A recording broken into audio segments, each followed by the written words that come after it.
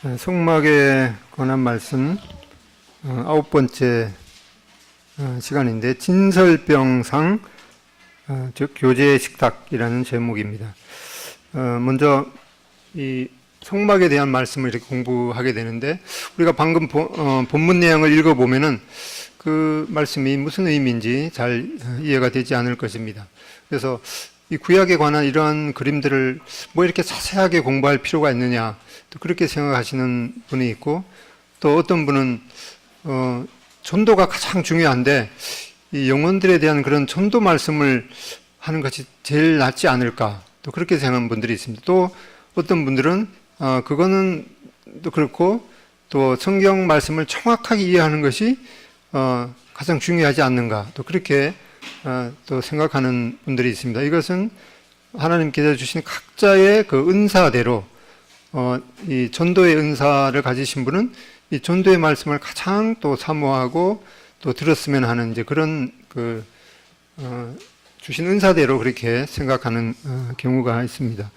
그래서 사실은 이 성막에 관한 말씀을 왜 이렇게 좀 자세하게 하는가 하니까 하나님의 말씀 가운데 출애굽기 25장부터 마지막 장까지 이 성막에 대한 내용을 이렇게 만들라, 그렇게 했으면 정말 하나님의 말씀대로 그대로 만들어졌는지 자세하게 확인하는 그런 과정들이 기록이 되어 있습니다. 또한 무엇보다도 이 성막을 통해서 우리가 신앙생활에 필요한 거의 모든 것들이 여기에 그림자로 담겨 있습니다. 사실은 제가 정말 이 성막에 대해서 말씀을 하고 싶은 것에 대해서 지금 60%밖에 사실은 안 하고 있습니다. 왜 그런가 하니까 말씀 듣는 분이 초등학생부터 또 연령이 높으신 분, 또 신앙생활을 금방 시작하신 분, 또 수십 년 된 분, 이런 모든 분들의 그 필요를 고려해서 한 60% 정도의 그 내용을 말씀드리고 있습니다.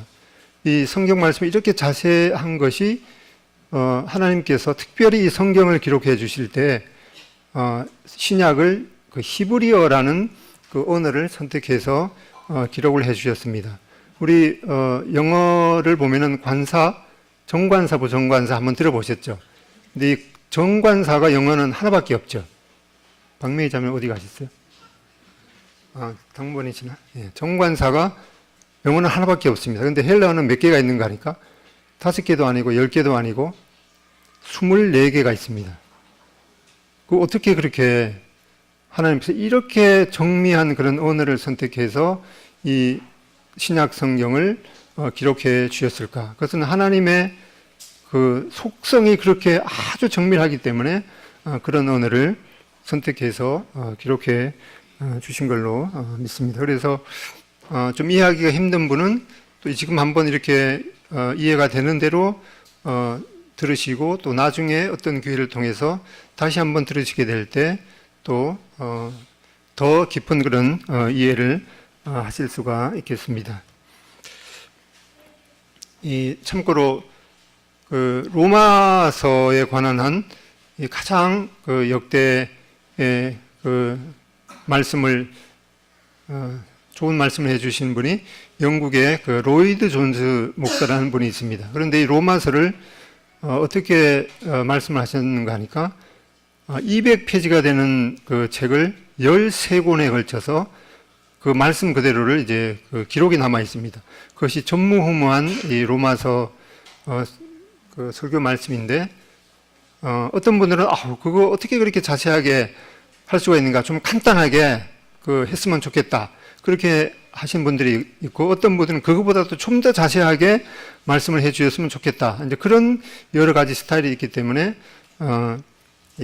자기 스타일에 조금 이제 맞지 않을지라도 제가 한 중간 정도 그 수준으로 이렇게 말씀을 하려고 노력하니까 그렇게 이해해 주시면 좋겠습니다. 먼저 지난 시간에도 말씀드렸듯이 이 성막에는 성소와 지성소로 된 그 방이 이렇게 구분이 되어 있는데, 지금 우리는 이 성소 안에 있는 이 세 가지 기구에 대해서 지난 시간에는 이 금등대에 대해서 살펴봤고, 오늘은 이 진설병에 대해서 살펴보게 될 것입니다. 하나님께서 말씀을 출애굽기에 계시해 주실 때는 이렇게 진설병을 먼저 계시해 주셨습니다. 이것은 12개의 진설병 떡을 먹게 되는 것을 통해서 이 하나님과의 그리스도 안에서의 이 교제의 그 본질을 보게 됩니다.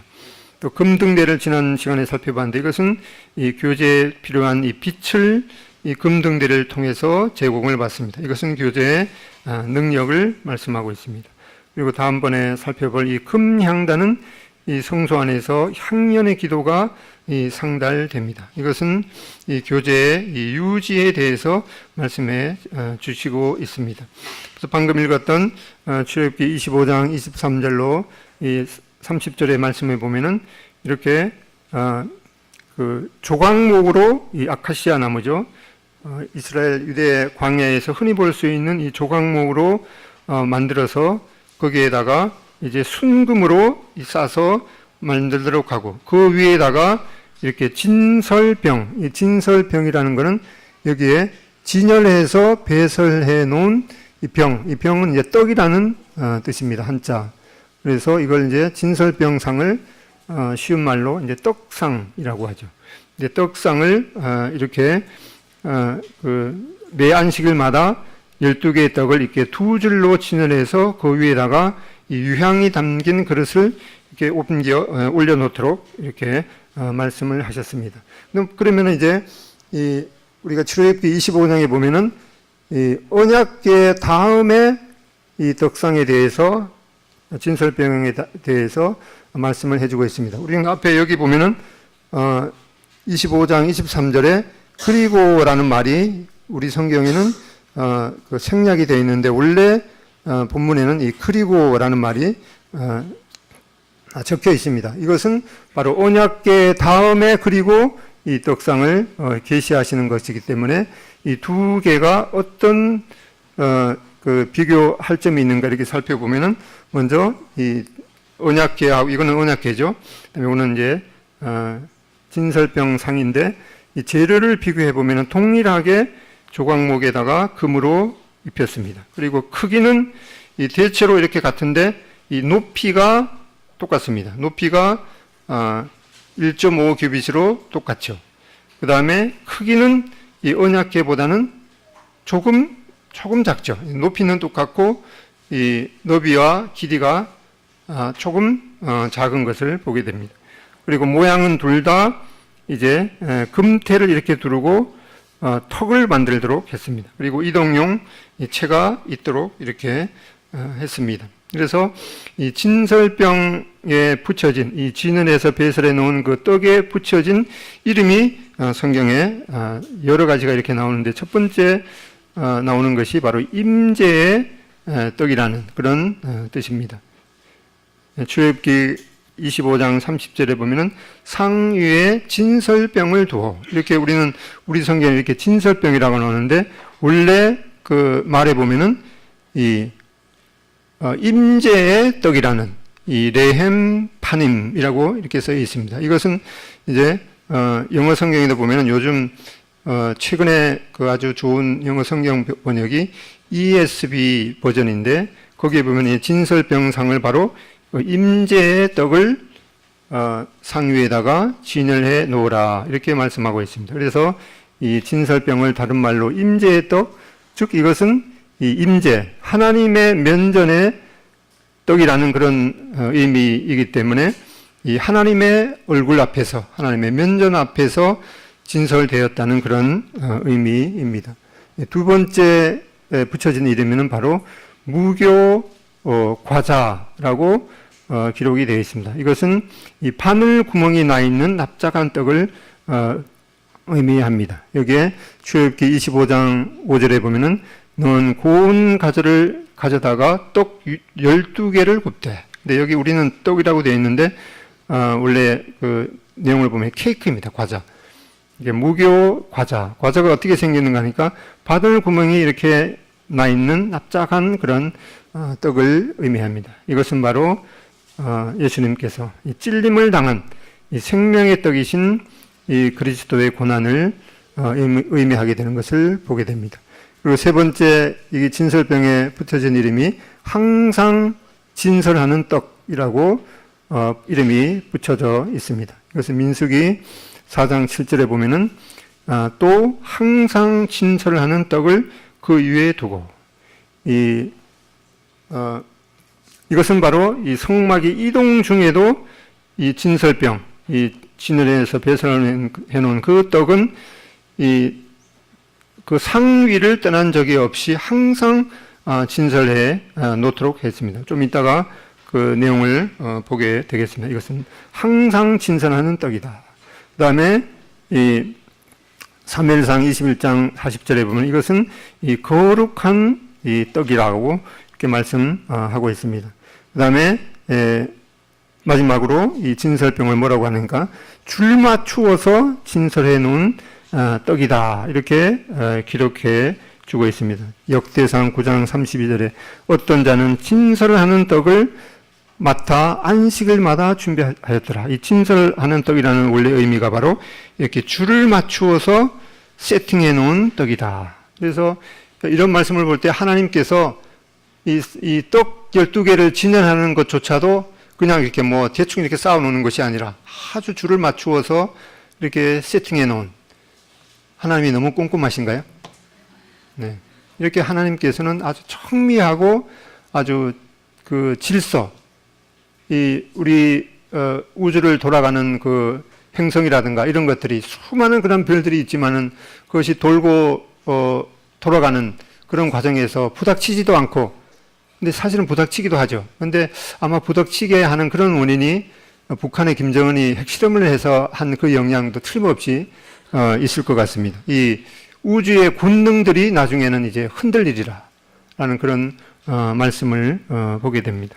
이렇게 진설병에 붙여진 이러한 여러 가지 이름을 통해서 보게 될 때 이것은 바로 이 떡이 바로 예수 그리스도의 그 모습을 보여주는 것을 보게 됩니다.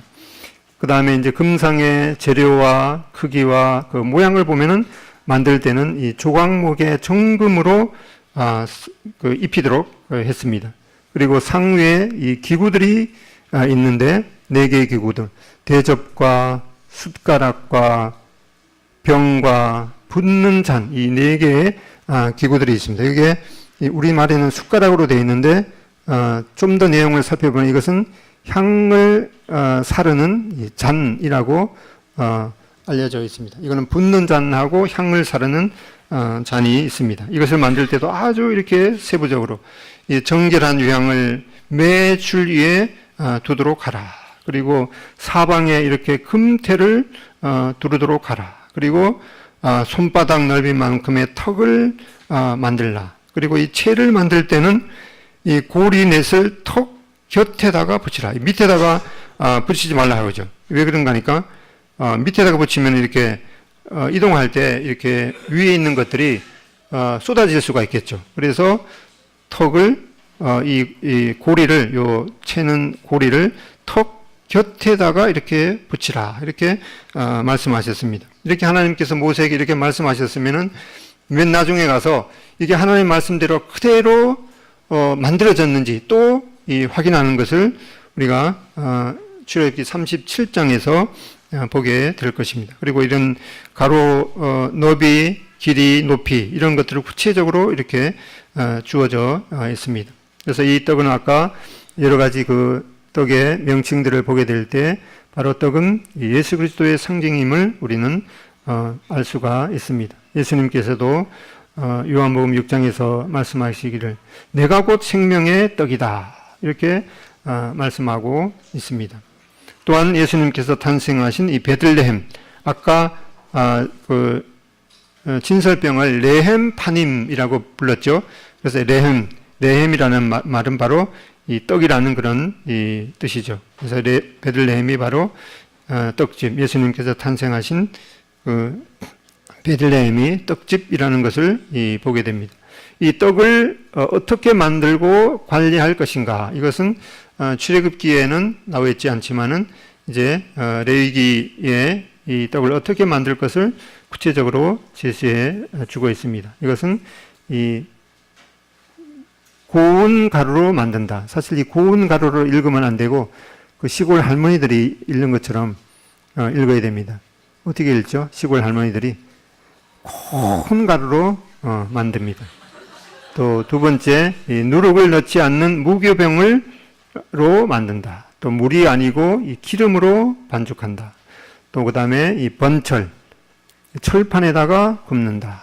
그리고 12덩이를 만들고 또 순결한 상위에 이 두 줄로 진열한다. 아까 진열하는 그 떡을 이 줄로 맞추어서 진열해 놓으라고 했습니다. 그 다음에 정결한 유향을 그 위에다가 둔다. 그 다음에 매 안식일마다 새로 진설한다. 제사장들만 거룩한 곳에서 서서 먹도록 이렇게 했습니다. 여기 내용을 보면 이제 고운 가루로 만든다. 여기 24장 5절. 너는 고운 가루를 가져다가 떡 12개를 굽되. 이 고운 가루, 밀가루가 부서진. 그래서 이 고운 가루가 되는 과정은 이 밀이 이 맷돌이나 또 연자 맷돌을 통해서 이렇게 고운 가루가 만들어집니다. 이사야 28장 28절에도 곡식은 부수는가 아니라 늘 떨기만 하지 아니고 그것에 수로바퀴를 굴리고 그것을 말굽으로 밟게 할지라도. 이제 과거에 그런 풍습을 보면 이렇게 말을 여기다가 이렇게 묶어서 이 곡식을 이렇게 부수는 그 과정을 통해서 이러한 고운 가루가 만들어지는 것을 보게 됩니다. 그 다음에는 이 누룩을 넣지 않는 이 무교병을 만들도록 했습니다. 이 고린도전서 5장 8절에는 이 누룩을 바로 이 악으로 이렇게 비유해 하시는 것을 보게 됩니다. 그 다음에 세 번째로 물이 아닌 이 기름은 바로 올리브 기름이죠. 그 올리브 기름으로 반죽을 하게 됩니다. 고운 가루에 누룩을 넣지 말고 기름을 섞어서 반죽을 하라. 이 올리브 기름, 이 감람류가 얻어지는 것도 바로 이렇게 이 감람나무에 열린 그 열매를 이렇게 밀을 부수는 것처럼 이렇게 부수어서 맷돌에다가 부수어서 이렇게 압착을 하면은 이렇게 제일 먼저 나오는 것이 이 아주 순전한 기름이라고 말씀을 드렸는데, 이렇게 이 감람류가 얻어져서 그것으로 이 고운 가루를 섞어서 반죽을 하게 됩니다. 그 다음에 이렇게 그 철판에다가 굽게 됩니다. 철판 또는 번철에 붙인 것으로 이 소재의 물, 이 무교병을 구워 만드는 것을 보게 됩니다. 그 다음에 이 떡을 만드는데 12덩어리를 만들게 됩니다. 너는 고운 가루를 가져다가 떡 12개를 굽되 각 덩이를 10분의 2 에바라 하라. 이 한 에바는 23리터라고 하는데 양동이 하나가 20리터이죠. 그래서 10분의 2 에바는 약 4.5리터. 그러니까 그 1리터 큰 우유팩에 4개 반 정도 되는 그러한 밀가루를 가져다가 이렇게 만들도록 했습니다. 바로 이 12덩어리는 즉 이 제사장들이 이스라엘 12지파를 대표해서 이 제사장으로 섬기게 있는데 제사장들의 이 양식이 되었던 것을 보게 됩니다. 이렇게 순결한 상위에 두 줄로 진열한다. 그래서 레위기 24장 6절에 보면 여호와 앞 순결한 상위에 두 줄로 한 줄씩, 한 줄에 6씩 진열하고. 그럼 이 하나의 말씀을 보면은 이것을 이렇게 눕혀서 두 줄로 진열할 것인지 위로 진열할 것인지 이 하나의 말씀은 이제 알 수가 없죠. 근데 이런 걸 갖다가 이제 교회에서 뭐 너가 올리 하는 그런 이제 그 문제가 생길 수가 있는데, 이런 것들은 하나님의 말씀에 분명히 나와 있지 않기 때문에 사실은 어떻게 해도 상관이 없지만 이것을 진짜 밀가루를 아까 4.5리터를 통해서 이 상에다가 만들어 보니까 이렇게 진열을 할 수가 없더라고요. 이걸 실제로 또 시험해 본 사람이 있어요. 그래서 뭘 이렇게 따지려면은 정확하게 실험을 해보고 이제 이렇게 얘기를 하는 것이 필요한 것 같아요. 그냥 단순하게 있는 것이 아니라 하나의 말씀이 정말 무엇을 말씀하시는지 이 좌우를 분별해서 하나의 말씀이 정말 이런 것 같다라고 하는 그런 분별을 취하는 것이 좋겠습니다. 그래서 실제로 어떤 사람이 만들어 보니까 떡 덩어리의 크기와 이 상의 크기를 고려할 때 이렇게 지내라는 것은 아니고 또 이렇게 지내라는 것이 맞는 것 같아. 이렇게 그렇게 실제 실험을 통해서 이것은 그렇게 했습니다. 그렇게 이것은 이 하나의 말씀에 우리가 세밀하게 분별을 해야 되는 그런 한 예에 지나지 않지만은 우리가 어떤 것을 정말 하나님의 말씀이 무엇을 말씀하신가 그게 확실하지 않을 때는 어떻게 그런 말씀을 취해야 되는지 우리가 이런 예를 통해서 보게 됩니다. 그다음에 청결한 유향을 그 위에다가 둔다. 이렇게 매 두 줄 맨 위에다가 이렇게 유향을 두도록 했습니다. 근데 이 유향이 어떻게 얻어지는가 하니까 이렇게 그 프랑켄센스라는 그 유향이 이제 얻어지는 것은 이 보스웰리아 나무에서 이 유향을 채취하는데 이렇게 보스웰리아 나무에다가 이렇게 칼집을 내면은 이 고무나무 같이 거기에서 이제 그 수액, 그 진액이 이렇게 흘러나옵니다. 이것을 긁어서 모아서 말리게 되면은 바로 이 유향이 만들어지는데 시편 32편 4절에 보면은 주의 손이 주야로 나를 누르시오니 내 진액이 빠져서 여름 가뭄에 마름같이 되었나이다. 이 주님의 이 고난을 통해서 이 주님의 영혼과 육체의 진액이 이렇게 빠져나오는 그런 것을 말씀하는데 이렇게 말려서 모아놓으면 바로 이것이 유향이 되는데 이 유향이 얻어지는 그런 과정을 통해서 보게 될 때 이것은 고난을 통해서 얻어진 이 진귀한 이 나무 진액인 것을 보게 됩니다. 그리고 이 매 안식일마다 새로 진설하도록 했는데 이것이 바로 제사장들의 양식인 것을 보게 됩니다. 주님께서도 요한복음 6장에 내 살은 참된 양식이요 내 피는 참된 음료로다. 또 이 떡을 먹는 자는 영원히 살리라 라고 하는 바로 예수님께서 하늘에서 내린 이 떡임을 말씀해 주고 있습니다. 그리고 9번째로 제사장들만 거룩한 곳에서 서서 먹도록 이렇게 했습니다. 그 다음에 이렇게 해서 어디 이동 중에는 이 진설병 상을 어떻게 운반해야 되는지 이렇게 그 규례를 말씀해 주셨는데 여기는 한번 민수기 4장 7절 8절 읽어 보겠습니다. 시작.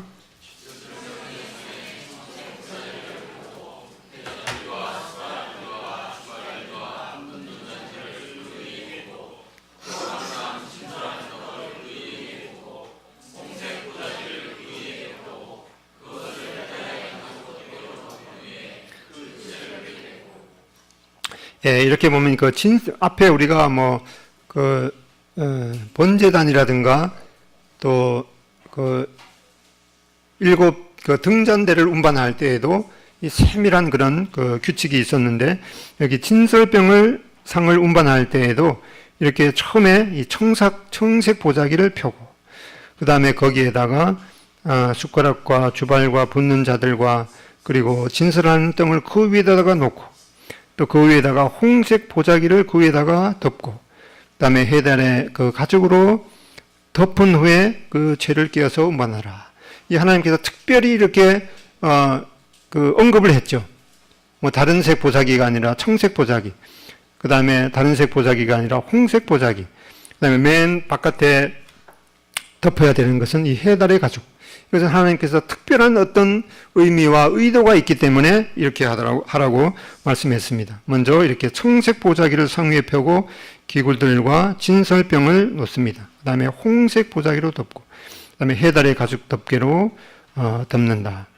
그 다음에 이 채를 끼워서 어깨에 메고 운반하게 되는데, 근데 이것이 바로 어떤 의미가 있는 것에 대해서는 이 CHM 몇 번 말씀드렸죠. 모세오경에 관한 한 이 전무후무한 이 강해서를 쓴 모임의 앞선 형제 중에 한 분인 C.H. 맥킨토시. 이 집에 모세오경 책이 없으면 이제 안 된다고 말씀드렸죠. 네, 가격도 말씀드렸고, 예. 여기 한번 읽어보겠습니다. 이거는 뭐 더 이상 제가 어떻게 표현할 수가 없어서 그대로 옮겼습니다. 근본적으로 하늘에 속한 것이 있고, 이건 청색이죠. 그다음에 다음에 인간의 장려함을 표현하는 것이 있고, 이것은 홍색입니다. 그 모든 것 이외에 악을 보호하는 것이 있다. 해달의 가죽. 그래서 이스라엘 12지파가 땅에서 우위적 위치에 있다는 것, 곧 그들 안에 최고 형태의 인간의 장려함이 드러나게 된 것은 다 하나님의 목적하신 바다.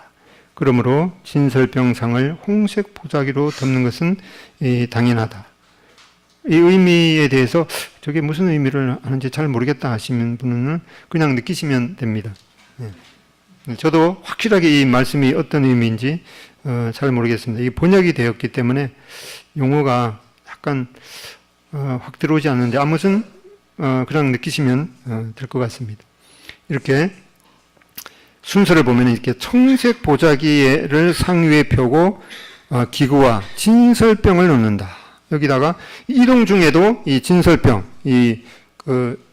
제사장들이 음식인 이 떡을 치우지 말고 이 상 위에다가 그대로 이렇게 놓고 홍색 보자기를 덮으라고 하고 있습니다. 그렇기 때문에 이 진설병의 상을 다른 의미가 항상 진설해 놓은 떡이라고 말씀하고 있죠. 이 진설병, 이 떡은 이 진설병 그 상을 떠나는 적이 없는 것을 보게 되죠. 그리고 세 번째로 이제 해달의 가죽으로 덮게 됩니다. 그리고 이제 채를 끼워서 어깨에 메고 운반하게 되는 그런 것을 보게 됩니다. 그러면 이 말씀이 이렇게 말씀이 주어졌는데 과연 25장에 우리가 읽었던 그 말씀이 명령 그대로 순종했는지 또 이 감리 과정이 적혀 있습니다. 왜 이렇게 하나님께서 똑같은 말씀을 성경에다가 이렇게 확인하도록 기록해 주셨는가? 그래서 하나님께서 이것을 중요하게 여기시기 때문에 그렇게 한 줄로 우리는 믿습니다. 아까 우리가 출애굽기 25장 23절부터 있었던 그 말씀과 똑같은 말씀일 것입니다. 다시 한번 출애굽기 37장 10절로 16절 읽어보겠습니다. 시작.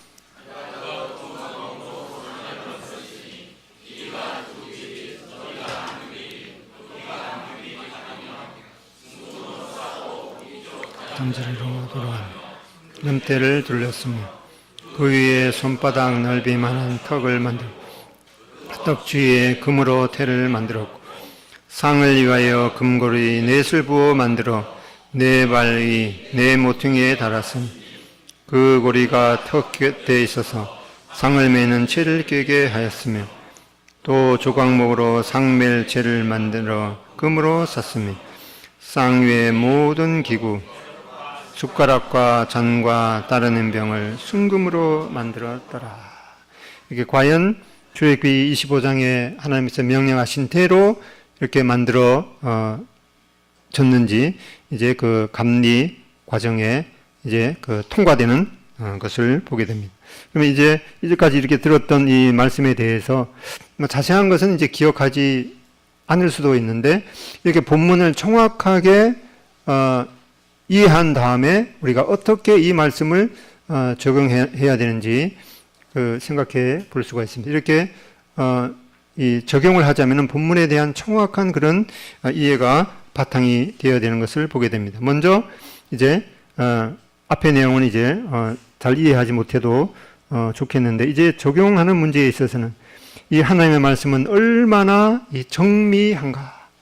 이 영어의 관사가 하나밖에 없는데 이 관사가 24개에서 특별히 쓰이는 관사가 한두 개 더 있어갖고 26개가 되는 그런 그 관사가 있는 그런 언어를 선택해서 이 하나의 말씀을 기록해 주신 것을 볼 때 시편에 있는 말씀대로 이 주의 말씀은 심히 순수함으로 전에 개역 성경에는 심히 정미함으로 주의 종이 이를 사랑하나이다. 이 하나의 말씀이 이렇게 정미한 것을 보게 됩니다. 그래서 우리는 이 하나의 말씀을 참 엄숙한 그런 두려운 마음으로 하나님께서 이 말씀을 계시해 주시지 않으면 우리가 깨달을 수가 없기 때문에 참 겸손한 마음으로 두려운 마음으로 이 하나님의 말씀 앞에 무릎을 꿇고 이 청미한 하나님의 말씀을 사랑해야 되는 것을 보게 됩니다. 또 두 번째, 주님께서 이 생명의 떡이 되기까지의 그 고난의 과정을 생각해보고 주의 만찬을 대하는 합당한 마음 자세를 생각해 보자. 이 생명의 떡, 이 우리의 그 부서지신 주님의 몸을 기념하는 이 떡에 대해서, 주의 만찬을 대하는 데에 대해서 우리가 어떤 마음을 가져야 되는지, 이 떡이 생명의 떡이 우리에게 주어지기까지 그 미리 맷돌 같은 데 부서져서 아주 큰 가루로 만들어졌을 뿐만 아니라 그것이 번철에 구워져서 또 역시 그런 그 감람 그 열매를 통해서 압착을 해서 만들어진 이 올리브유를 섞어서 이렇게 만들어지는 그런 떡을 우리가 되게 될 때 우리가 이 주의 만찬을 대하는 이 합당한 자세가 어떠한 것인지 생각해 볼 필요가 있겠습니다. 그다음에 광야 이동 시에도 이 진설병은 이 청색 보자기 위에 놓여서 한시라도 그 성을 떠난 적이 없다. 이 진설병의 다른 이름이 항상 진설하는 떡이라고 우리가 살펴보았죠. 그래서 이 어떤 순간에도 하나님의 말씀은 제공이 된다.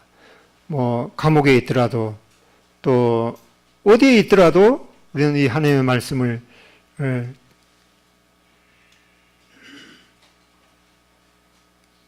대해야 되고 또 하나님의 말씀을 사모해야 되는 것을 보게 됩니다. 이 북한의 그 성도들은 언제 이 자기가 갖고 있는 그 성경이 빼앗길 수가 있기 때문에 이 다양한 형태를 통해서 북한에 있는 성도들에게도 이 성경이 주어집니다. 뭐 앞에는 그 뭐 김정은에 대한 그런 뭐 찬양 가사가 앞에 있고 맨 뒤에 이렇게 쪽복음식으로 뭐 누가복음이라든가 이런 것들이 이제 그 만들어서 전달이 되고 있는데 땅에다가 숨겨놓고 말씀을 이제 묵상한다고 그래요. 어떤 사람들은 그것마저도 이제 언제 어디서 뺏길 수가 있기 때문에 방법이 뭡니까? 그냥 머릿속에다가 암기하는 거죠. 그리고 우리가 공부하는 구약 경륜, 신약 경륜의 그 원래 저자 에릭 사워 그분도 이 눈이 계속해서 나빠지기 때문에 언제 내가 성경을 못 대하게 될지도 모르겠다. 그래서 생각한 것이 그냥 성경을 통째로 외웠던 그런 예들을 보게 됩니다. 그다음에 네 번째, 하나님께서 마련하신 말씀과 기도의 그 교제의 식탁으로 항상 나아가야 되는 것. 이 상이라는 말이 성경에 출연하는 것이 바로 여기에 우리가 진설병상에 처음 나오게 되는데, 우리가 시편 23편이죠. 원수 앞에서 내게 이 상을 차려주시고, 이것은 바로 그 어떤 상황 가운데에서도 하나님께서 그리스도 안에서 우리를 부르시는 그 교제의 식탁을 보게 되는데, 고린도전서 1장 9절에 있는 대로 너희를 불러서 그의 아들 예수 그리스도 우리 주로 더불어 교제케 하시는 하나님은 미쁘시도다. 이렇게 어떤 순간에도 이 하나님께서는 그 진설병을 이렇게 항상 이렇게 차려 놓으시고 언제 어디서든 이 말씀과 기도의 그 교제의 식탁을 같이 하기를 원하시는 그런 하나님의 마음을 알게 됩니다. 네, 기도하고 마치겠습니다. 아버지 하나님, 하나님께서 시내산에서 모세가 40일 동안